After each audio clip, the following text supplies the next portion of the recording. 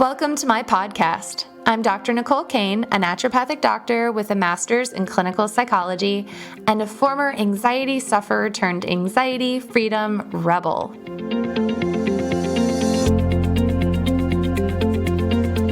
I am so happy to be here, you guys. Today I'm talking with an amazing, brilliant human about fear of flying. And so if you have a fear of flying, or if you get anxious or overwhelmed or stressed flying, this is the interview for you.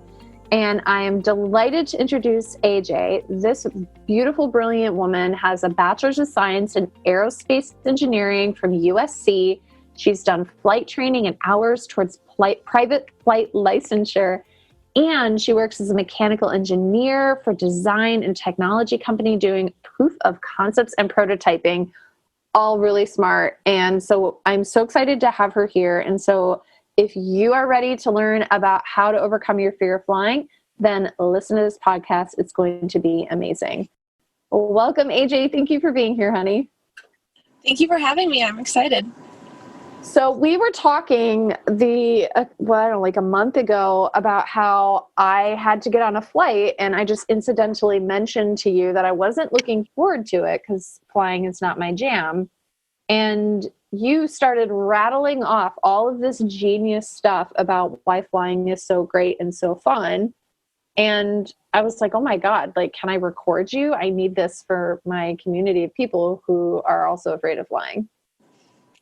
Yeah, I mentioned that I'm a great person to be sitting next to on a flight because, I mean, for one, I love flying, but my aerospace engineering degree means that I know a lot about it, and I can sit there telling people the entire time that, oh no, this is totally safe, and this is why you're so much safer here, and oh, that noise was this and this happening, and you want that to happen because that's good. And so I'm just like the perfect little pocket companion for people that are afraid of flying.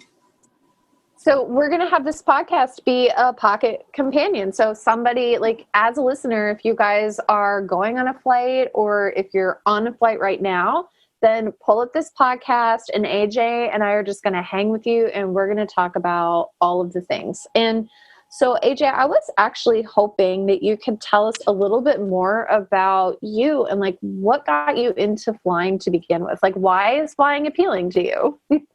That's an interesting story. So I really liked math when I was in high school, and I knew that I wanted to do something with math in college, but I didn't know what, and I knew I didn't want to be a math teacher and I didn't want to be a mathematician. So somebody said I should fly planes because flying planes has a lot to do with math. And I was like, what? I like fly planes? Why don't I build them or something? And basically that sarcastic comment led to me getting a degree in aerospace engineering because I applied to a variety of different schools. But when I applied to USC, I knew they had a really good engineering school. So I applied to their engineering school as aerospace engineering. And then when I got in and chose to go there, I kind of forgot that I had agreed to that. I straight up Googled my degree before I started there because I didn't realize what I was getting into. But I got there, I started taking classes, and I completely fell in love with the beauty and math and logic behind aircraft and seeing formulas on paper actually come to life in a real aircraft. We started doing, model testing and stuff and seeing how everything, it's not this big black box of magic that happens in the sky as much as people believe. It's actually very thought out and very logical, and every little detail can be calculated. And so I just fell in love with it, and I started doing that. And I never looked back. So aerospace engineering, what is that exactly? What does that mean? So aerospace engineering was my degree. Technically, that's a combination of aeronautical engineering and astronautical engineering. Aeronautical is within the atmosphere, and astronautical is outside of the atmosphere. So astronautical was classes like planets and orbits and space missions, whereas, of course, aeronautical was all aircraft. So it was mostly propelled flight with what you would consider like a commercial aircraft. We did do some studies, of course, on like helicopters or lighter than air, so like blimps and those kind of things. And then engineering, so the design of it and understanding of it. So you were great at math and you're interested in math. And so you're figuring out like, what can I do with this? And you came across this field, which is really interesting. The way that you've done it is it's a combination, it sounds like, of space and all the things involved outside of our atmosphere. And then the things involved within the atmosphere, including blimps, you said, and helicopters and airplanes and different types of crafts. Yeah. And then, of course, the one thing I should mention is most of the degree is actually based on mechanical engineering concepts, which is why I work as a mechanical engineer now, is that you learn all of the mechanical structures for building the aircraft and then the aerospace part of it, of how it flies and everything. So what you said that sticks out to me is the magic black box. And that's basically how I see flying is it feels to me as an uneducated lay woman, right? That it's this giant metal object filled with a bunch of really heavy humans and all of their stuff being propelled through the air. And so that feels, while I know logically, since doing a little bit of research on this topic, that it is within mathematics and physics laws, but it feels like it's in total defiance of that. And so when people are afraid of flying, they're like, oh my gosh, I'm in this giant, huge thing. And we have primacy of like Looney Tunes, right? Where planes fall out of the sky. So can you tell me a little bit about how the heck this actually works with math and physics? Like, how do these things not fall out of the sky? So it's funny because I hear that a lot about, how airplanes defy the laws of physics. And it could not be more incorrect because, one, we don't have the ability as humans to defy the laws of physics. And what we're doing really is taking advantage of the laws of physics. And so if I can try and make this as simple as possible, aircraft works because basically, if you think of directional forces, so you have an aircraft that has a lot of weight, you mentioned. It's really big, it's really heavy. That's a force that is pulling it down towards the earth. So what you need to do in order to fly is create an opposing force that is lifting the aircraft up. And when that lift is greater than the weight, you fly. We do that by taking advantage of air pressure, and the shape of the wing is really important. And the shape of the wing allows basically kind of the creation of what you would consider like a vacuum. It's not a true vacuum, but it's a lower pressure area above the wing than is underneath it. So you're actually pulling the aircraft up with this lower pressure area above the wing. And when you do that on a massive scale, you can lift, thousands of pounds of weight without a problem. And then because the aircraft is designed that way, it's natural for the aircraft to fly when you move it forward. The moving forward is just pushing the air over the wing and creating that low pressure area above it that pulls it up. Does that make sense? So what I hear you saying is that you have this weight, and so that's going towards the earth, that's gravity. And so in order to make the plane fly, we have to have an opposite pressure that's pushing it up. And so the way that you do that is by creating a lower pressure above the wing than below the wing. And so that lower pressure, it lifts the plane up. And the big part of that is the design of the wing itself.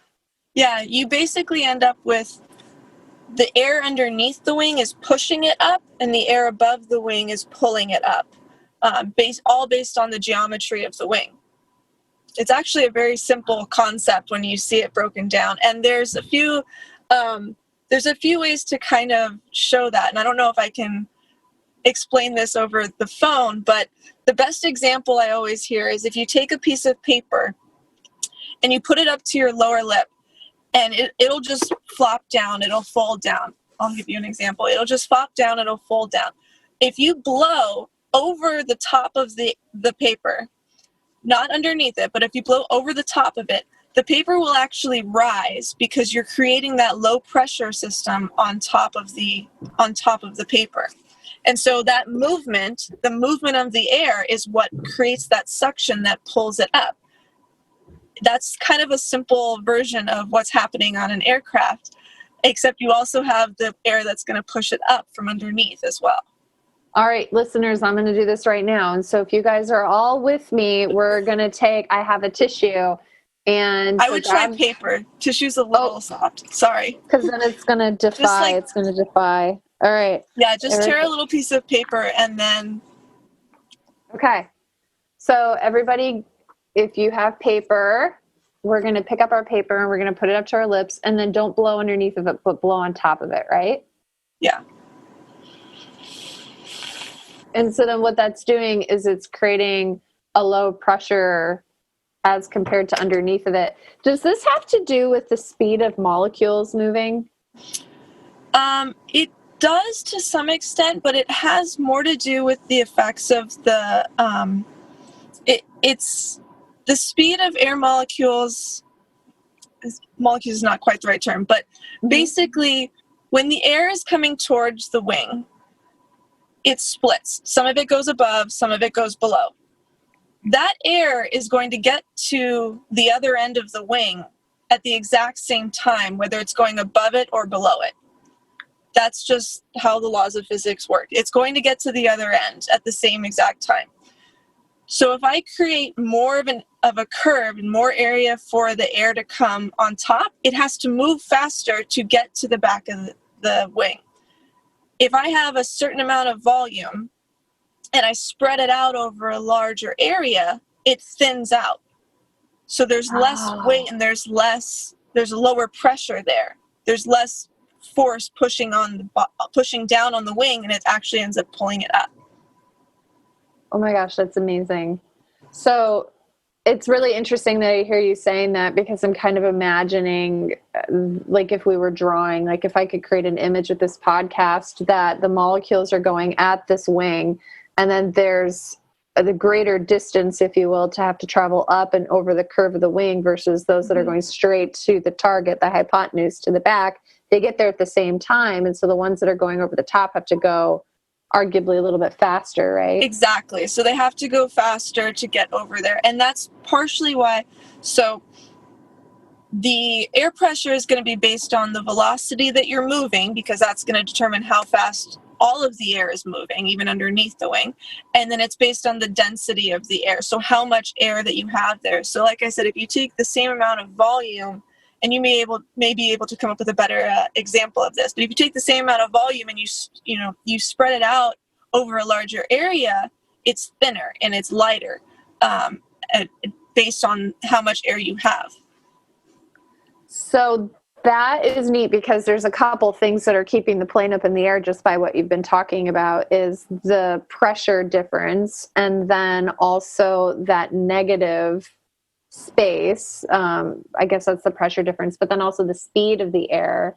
And so when the plane is going up, people always talk about how the takeoff and the landing are the most dangerous parts of the flight. And so can you walk us through that? So one thing I will say about that is that takeoff and landing in general are not dangerous processes, but there's a thing called blue sky theorem that basically says that there is so much blue sky out there, the chances of an aircraft hitting another aircraft is pretty much impossible. If there's just so much air, there's just so much sky and volume up there, and the size of an aircraft relative to that is so tiny that the chances are very low. However, you have a more, I'm going to call it congested area around an airport. So if something is going to go wrong, it's going to be closer to that area in general. The other part of that is the altitude. So if an aircraft has some sort of failure at 30,000 feet, that's 30,000 feet to recover before hitting anything. If you are having some sort of failure at 150 feet, which is nothing, or even, a couple thousand feet, you have much less time to recover. Aircrafts naturally recover. That is how they are designed and how they are built. They recover naturally because they want to be up in the air. And so if you're closer to the ground, you just have less time for that recovery to happen. But as far as takeoff and landing, the actual processes, landing gear and such, it's actually a very safe, very simple process. So when we're going up in an airplane, there's lots of sounds that the airplane makes. And so you and I were talking about this, like, oh my gosh, what is that sound? What's happening? So can you walk us through takeoff? Yeah, so takeoff has a couple parts that, if it's been a while since I've been on an airplane, all things considered lately, but takeoff has a couple things that scare people. For one, before an aircraft ever leaves the ground, it has to go through a full system check every single time an aircraft leaves. And then every, I'm going to make this number, but every 5 times an aircraft leaves, it has to do an even more detailed system check. And then every day it has to do an even more detailed check. And it goes through all these checks constantly before it leaves the ground. So when you're sitting on the tarmac and you hear the engine roaring, they're just running it just to see, okay, our engines are working. Cool. Good to know. Okay, this is working. Good to know. They're just going through all of these checks and balances. And so you'll hear things that you'll think, why are they running the engines? We're not moving. There's a reason for that.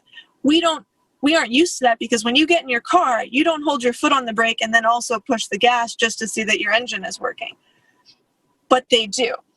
So you'll hear a lot of sounds when you're parked on the tarmac or when you're waiting to take off. And then when you're actually taking off, you hear the sound of the aircraft running along the gravel at decent speed. And then when you lift off shortly after, you'll hear the landing gear pull up. They don't pull that up until, absolutely necessary, but you'll hear that mechanical system move. So the landing gear pulls up, so you hear that one. That's usually something you can hear rumbling sometimes, but below your feet, depending on where you're sitting. The other one that you hear on takeoff and also before landing that usually scares people, because if you're on an 8-hour flight and you haven't heard a sound and then suddenly you hear noise coming from the wing, is the flaps. So the flaps are kind of wing extenders. What they do is it just goes back to what we were talking about creating lift. It extends the length and the curvature of the wing in order to get more lift. And so that way, by creating more lift, you can go slower for your landing and for your takeoff.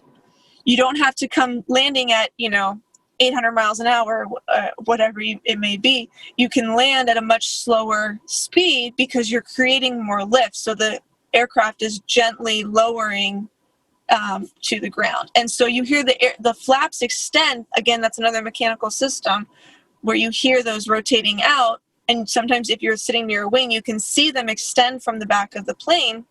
And you'll hear and see that.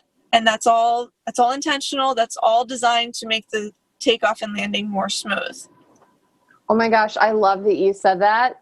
Because I see that in my mind, because you look out the window and then you see that flat plane, that wing, and then you see these things that stick up 45 degrees or whatever they put it at on the wing. So there's also one more thing. So the flaps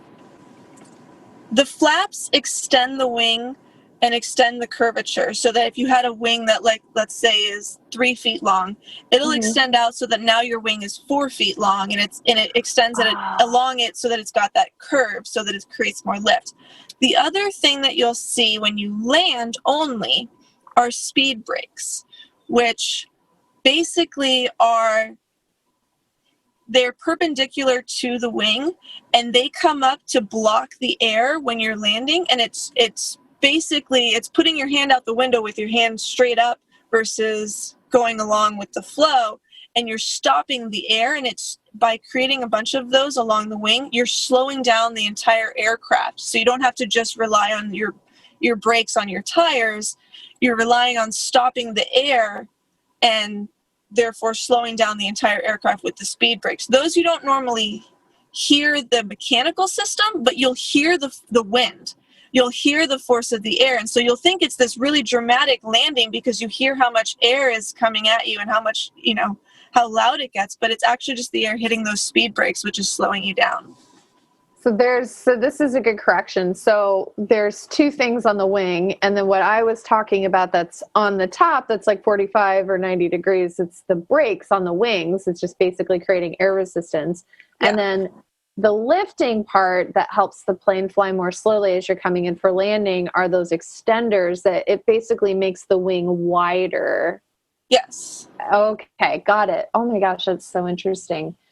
And so the scary noises, so we have the different mechanical things that you described. And then the other is like once we get up in the air, there's the difference, and I'm excited to learn the difference, is between just like bumps in the air pockets, and then turbulence. And it feels like turbulence is incredibly scary. It feels incredibly dangerous. That's where I get the most scared. Like I'm proportionally more anxious the higher off the ground I get, even though I know logically that that's the safest part of the flight. You have all that recovery time, like you were saying, but turbulence or bumps in the air feels really scary. So I was hoping you could talk with us about that.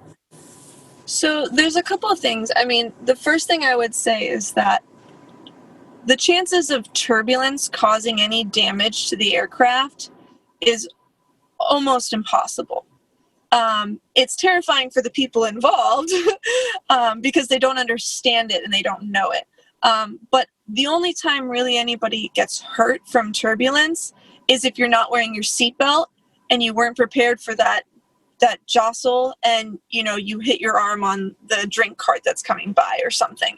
But it doesn't actually ever cause damage to the aircraft. The aircraft is more than capable of withstanding it.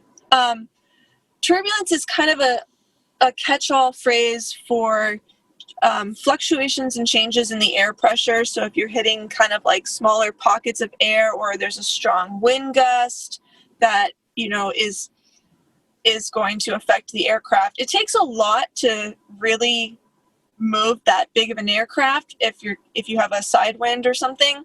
But it can happen, and it is very normal. And like I said, at 30,000 feet, there's really no issue of recovery or anything. It's not going to make you drop out of the sky. And that kind of goes back to what I was saying previously about the aircraft wanting to be in the sky. So aircraft are designed to recover, which means that if a wind comes and pushes it up, it's going to come back down. If it pushes it down, it's going to come back up.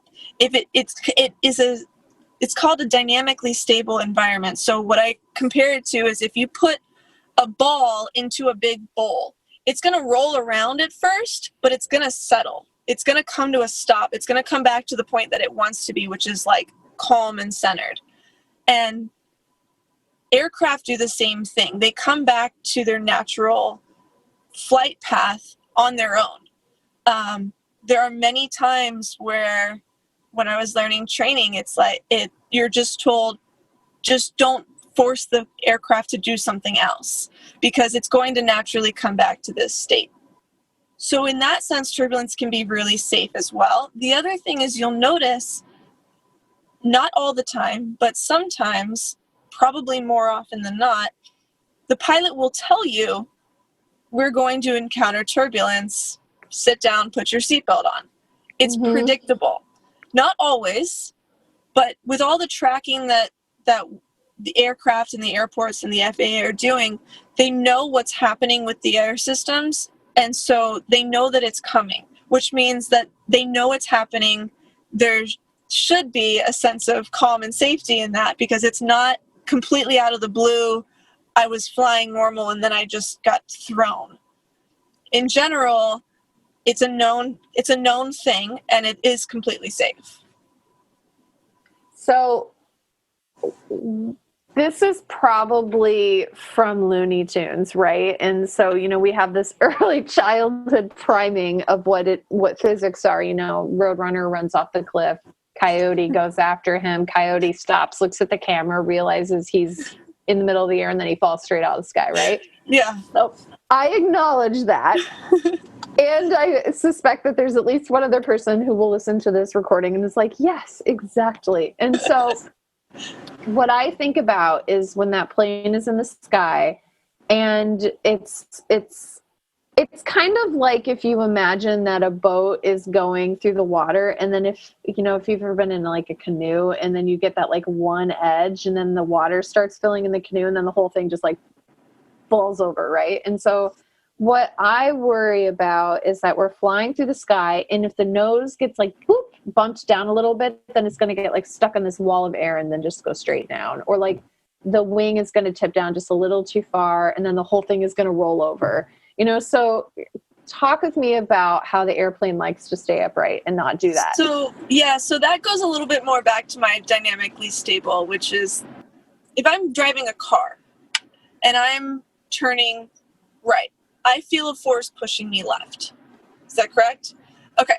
So there's a whole equal and opposite force situation that's going on. So if I'm in an aircraft, what happens is when you're lowering the wing, you're creating more lift in a kind of sideways, I'm going to call it direction, but it's not sideways, it's up and to the right. If you lower the wing, you're going to start turning. But at the same time, that lower wing is still creating lift, which is going to want to pull it back to flat. Oh, okay. So the aircraft, we call it a cruise condition, but the aircraft has kind of a chill mode that it wants to be in. And you can kind of disrupt it. You can make it turn, you can make it go up, you can make it go down, but it's going to return back to that cruise altitude, that cruise condition, I should call it, that trim condition that is where it actually wants to be naturally. That doesn't require, most of the time, doesn't require a pilot's interference. A pilot has to tell the aircraft to turn because naturally it's going to want to be flat. An aircraft can tend downward, but it would never flip, as you called it, and hit a wall. It can trend downward because of a loss of velocity. If you slow down the aircraft, it's going to start lowering, which is why most of the time pilots keep it with their nose up, because that actually creates the most lift as well. And so if you lose an engine or whatever, you can just kind of calmly coast down to the ground. And that's all of these factors, all of these things that can go wrong are kind of, they all fit into this whole, the aircraft naturally wants to come back to that stable position. And it goes back to the ball in the bowl of like, this is just, this is a natural occurrence. If you can throw that ball in the bowl as hard as you can, but eventually if you give it enough time, it's going to go back and stabilize. Or in this case, it's not necessarily time, but also height. If you're at 30,000 feet, it's going to have time to recover. It's going to have the space to recover.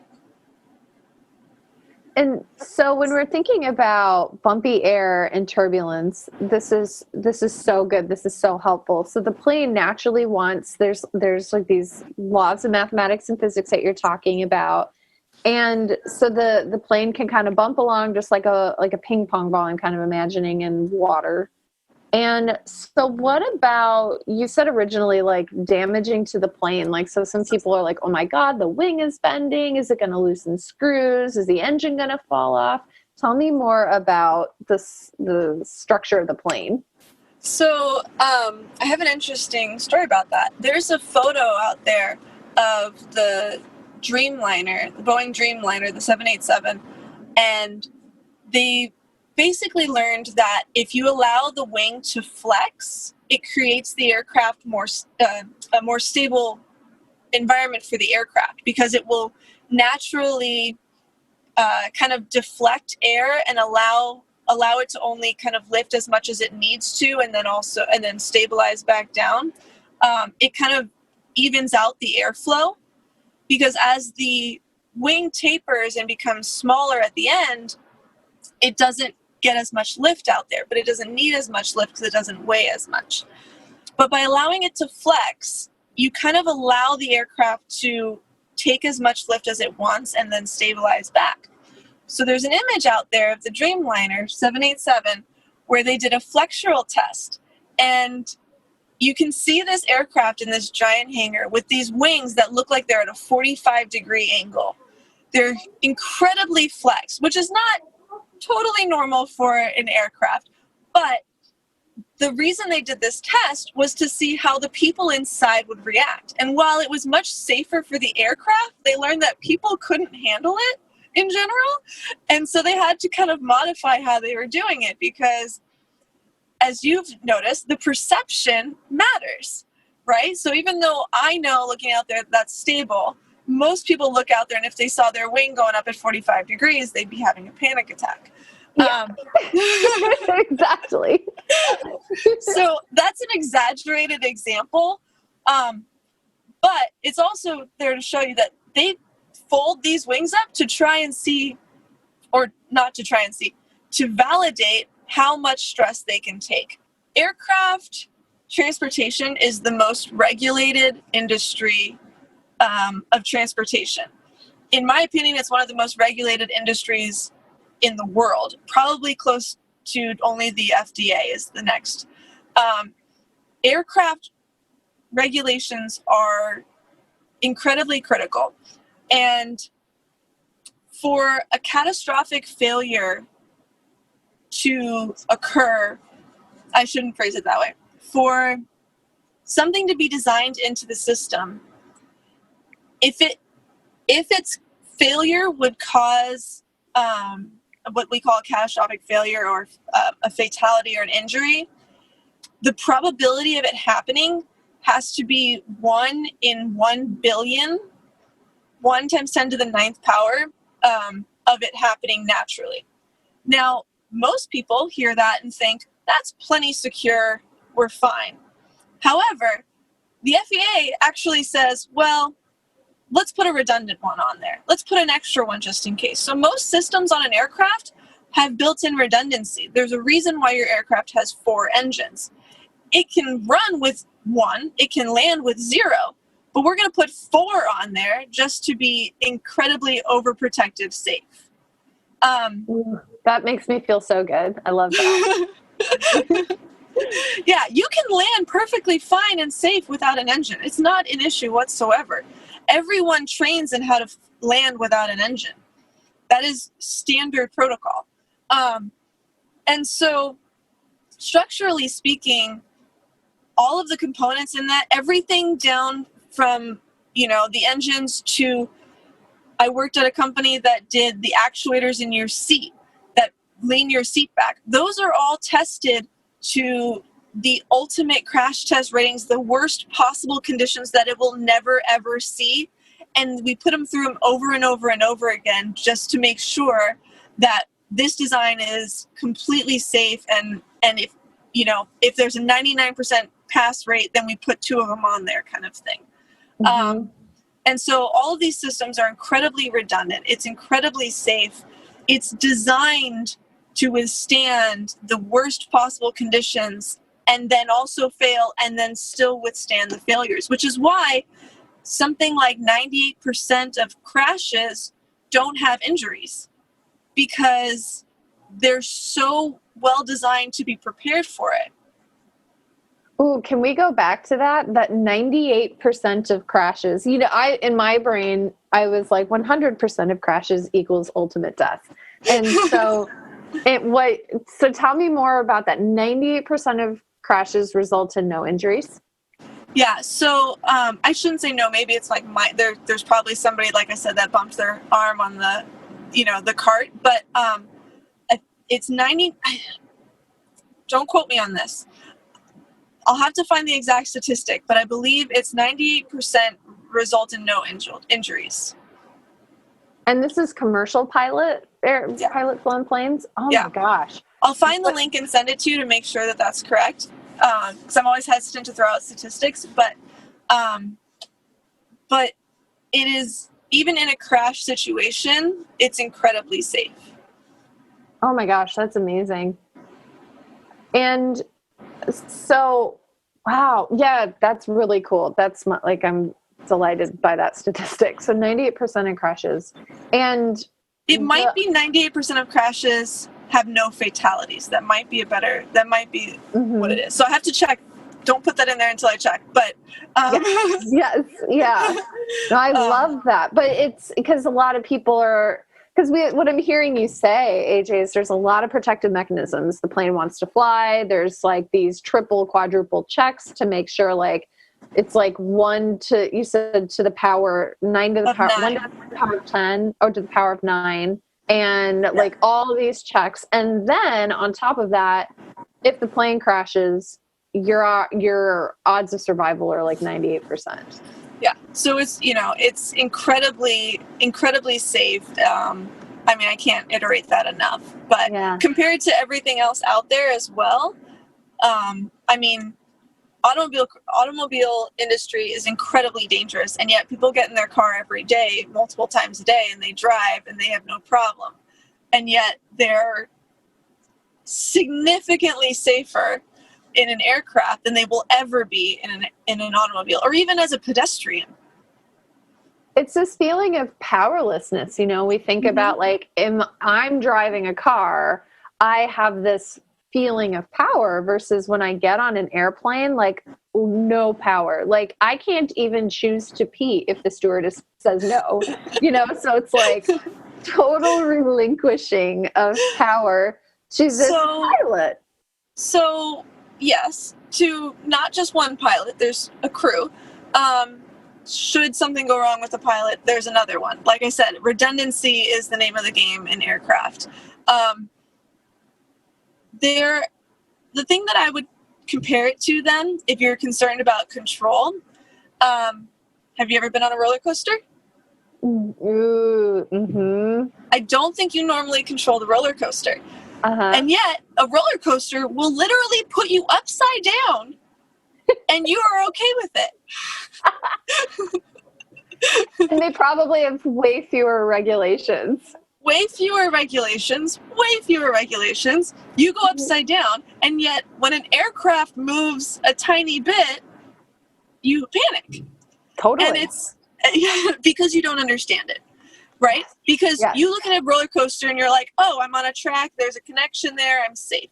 Whether that's true or not, you understand it. You know what's happening, which is why I like to educate people, and I encourage people to do their own education and try and look up, or, heck, you can contact me and I'll answer any questions you have. I'll put your personal email in the show notes. Go for it. But ask the questions, do the research if you want, if that's what's going to make you feel better. Some people, I can list off all the statistics in the world and it's not going to matter because they can't control it, or, whatever it may be. If it's a control issue, that's a separate thing. Talk to Dr. Cain. She can help you with that. But if it's a logic and statistics, that's something that I can help with. And that's something that, if you're careful on the internet can help you with. News sources make a lot of money from telling you that things are super dramatic and catastrophic. Don't look at a news website. But if you look at, the FAA prints all of their statistics every year. They track everything. So you can go to these and like other government websites and see all of their statistics and see how many people actually were injured last year on a commercial flight versus how many flights actually took place and how many people went on it. And so if it's just the knowledge thing, the roller coaster analogy that I give, that's something that can be easily fixed by this information age. I love this so much. So to recap, we've been talking about how safe is flying actually, and you've made an amazing case. My brain is so happy about the safety of flying. We went through what the scary noises are that the plane is making, and we talked about bumpy air. Is it dangerous? And you gave this great analogy of this plane that's wings were like bent up at a 45-degree angle, which was actually advantageous for flying, but people did not like it. So they're like, okay, we'll keep people happy. And I also saw a video a long time ago of a plane flying through a hurricane. Like, I guess planes can fly through pretty terrible weather. They just choose not to because of the, like you said, like the quadruple extra redundancy. Yeah. So in general, with storms and things, most normal storms are at like 30,000 feet, 30 to 40,000 feet. Aircrafts generally fly at about 35,000 feet, but they can fly way higher than that. But sometimes they choose to fly a little bit higher so that you're actually flying over the storm, so you won't even notice it except for on takeoff and landing.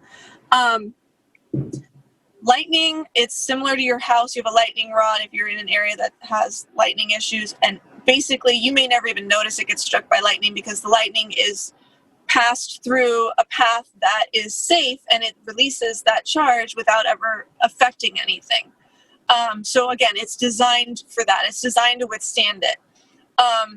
And then if you're under that 30,000 feet, if you're coming in for landing and such, the tarmacs are designed to drain and obviously to be able to still grip and everything while they're wet. So that's not really, it's still probably safer than driving your car in the rain, because the cars, you're on the street where there's like mud and oil and leaves and things, and you don't have that on an airport tarmac. And so in general, yeah, you're normally flying above those thunderstorms. I think hurricanes and tropical storms are higher, and those I'm not confident about, but a normal rainy day, you wouldn't even notice it if you looked out the window.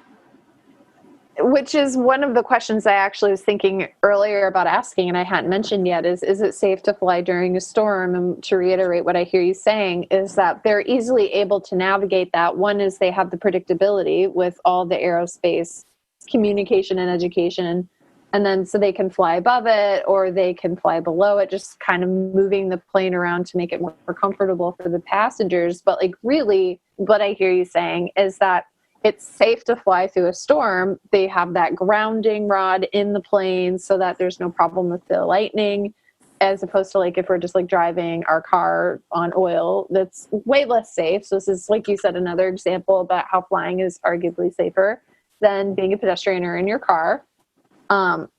And planes can sustain quite a lot of weather, and they don't seem to mind because they want to be in the air. Like you said, they'll go back to that natural state. Yeah, and one thing that I will mention that you can edit out is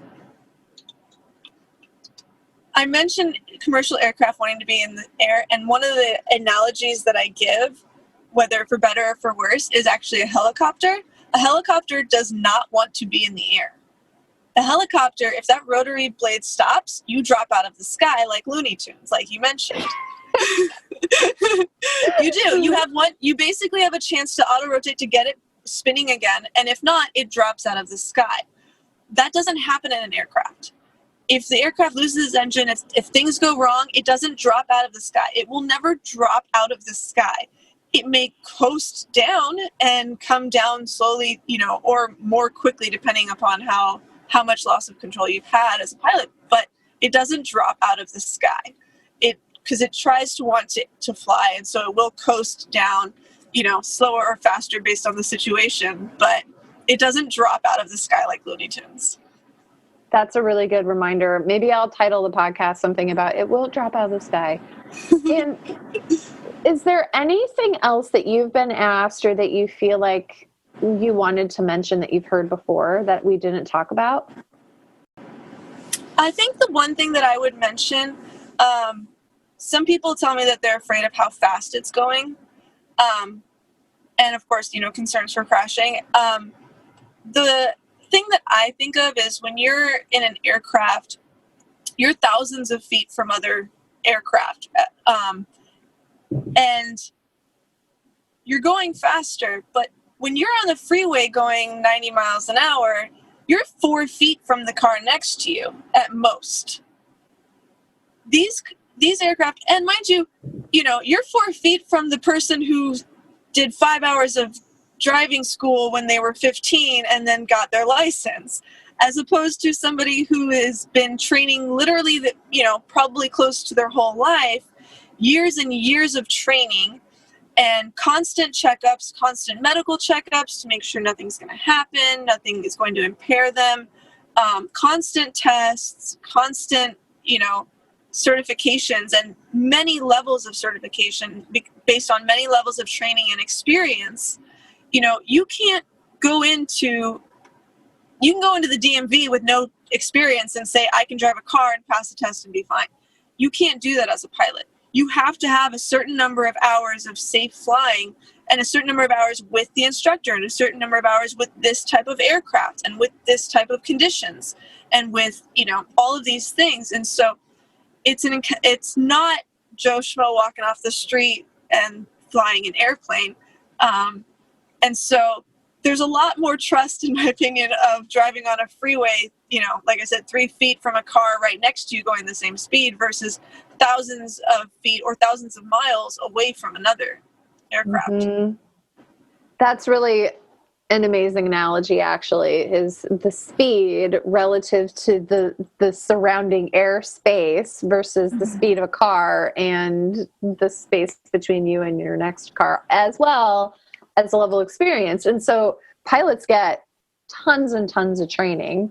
And then I imagine that by the time they become a major commercial pilot, as opposed to a small plane private pilot, that it's just leaps and bounds of experience. Yeah. And you have to have a certain amount of training with that specific aircraft under specific conditions, weather conditions, flight conditions, no instrument conditions, and you have to train for if something goes wrong. They'll take you up in an aircraft and turn off your engine and say, okay, now what? Or put you in a weird attitude of, you're facing down and you're turning and whatever, and okay, you need to recover. So it's not, and that's not something you practice as a driver. They don't ever take you to the DMV and say, okay, we're going to run you into this wall and see what happens, see how you handle it. Right. But as a pilot, they do. We're taking away all of your instruments. This instrument has now failed, we've decided. We're turning it off. You need to be able to fly without it. You need to be able to recover this without it. And so you practice all of these things. And so you have that experience. So again, if something goes wrong, it's not the first time you're going through it. You've been trained in it and you've experienced it, not just read about it in a textbook, but you've actually physically done it. And not just virtual, like they actually will put someone in a plane and kill the engines and be like, okay, Fred, what are you going to do? Yeah, when I did my flight training, it was actually one of my favorite parts was when they call it,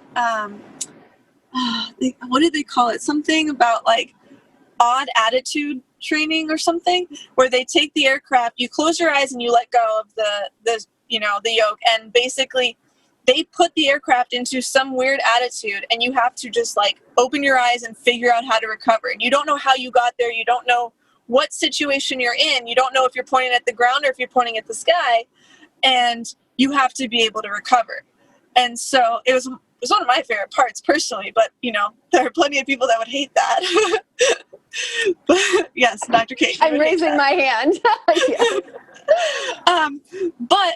And that was just to get that was just like initial first classes towards a private pilot's license. That's not remotely, commercial aircraft putting other people's lives in your hands. That's the very, very basics, is to go through that training and experience it so that you know what to do and you have experience with it should something happen. Oh my gosh, I had no idea.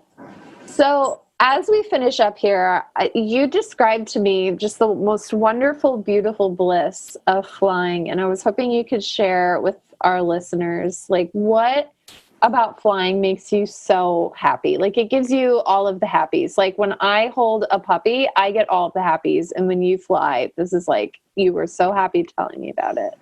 Yeah, and that was actually, ever since I was little, I've been this way. I always loved flying, even before I knew I was going to be an aerospace engineer. But there is always a moment every time I fly, still to this day, every time I fly, of being on the tarmac and, you're just about to take off and you're driving along, and there's this moment of where the aircraft has just lifted off the ground and you're weightless. And every single time I have this, emotional experience, this epiphany experience of like all of my troubles and all of my fears and pain and everything being left behind me. You're going to a new place, whether it's for a vacation or to see family, and whatever was happening is staying down on the ground. You left it behind. It didn't make the cut. It's not coming with you. You're leaving it behind. And there's just that moment of weightlessness. For me, I close my eyes and I feel weightless, because I am. But I feel weightless in all of my troubles and worries and everything as well. Just even if it's just for that moment, that is pure bliss for me. And I would encourage, I told Dr. Cain, next time you fly, think about that. Think about me when you go to take off, and notice that one moment of weightlessness where you just lift off, and, you know, the noise from the tires and things goes away, and it's just you floating for a moment. And you told me that there's the scent of clouds, and yeah, I never heard that before. When I was doing my private pilot training, one of the things that I remember most was one of the first times we got up, we took off, we get up into the clouds, or we're going through the clouds, and in the small aircraft, there's no air conditioning, but you have windows that are open to let the air in to cool you off because it's very warm in there. And so the clouds were basically coming through the little windows, and I could smell the clouds. And it had been after it rained as well. So it smelled, it's like the difference between having a candle that says it smells like rain and then actually walking outside into the rain. It's so much more vibrant and so much more clean is the best term I can use for it. Yeah. But if you love the smell of rain, I highly recommend going in an aircraft where you can smell the clouds.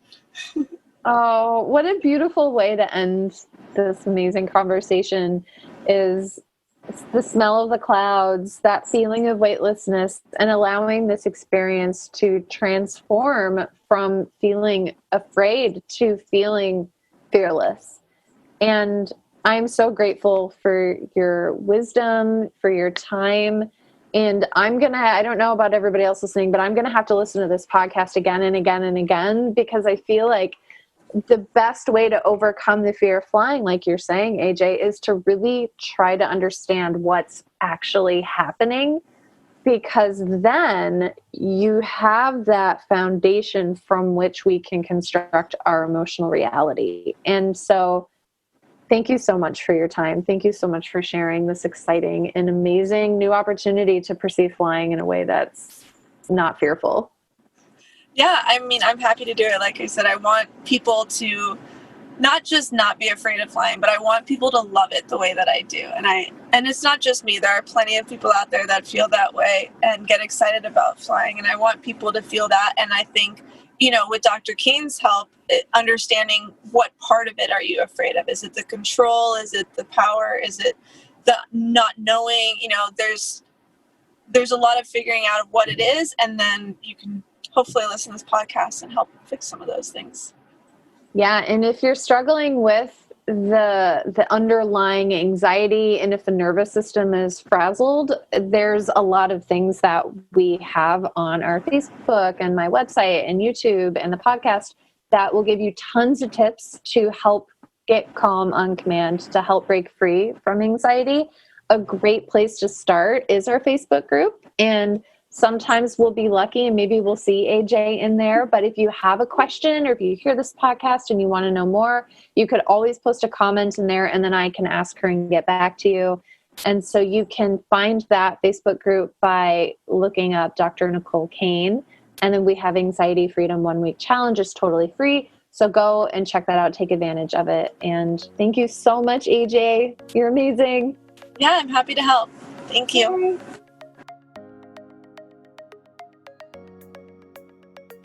The recording you just listened to consists of the personal opinions of Dr. Nicole Cain, a naturopathic doctor with a master's in clinical psychology.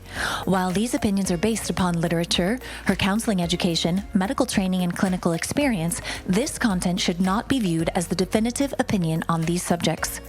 Listening to this podcast is not a substitute for any sort of medical, psychological, or other form of treatment. If you are in a crisis, please call 911 or call the National Suicide Prevention Line at 1-800-273-8255. If you're in need of counseling, don't hesitate to make an appointment with a counselor in your area. Dr. Nicole Cain is so passionate about people getting their life back. If this resonates with you and you think this podcast would help someone you love, please share it with them.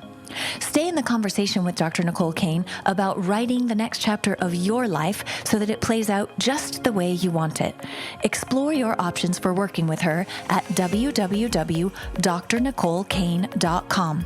That's Dr. Dr. Nicole Nicole Cain CAIN.com. When you're there, be sure to take advantage of the free Anxiety Freedom 1-week challenge.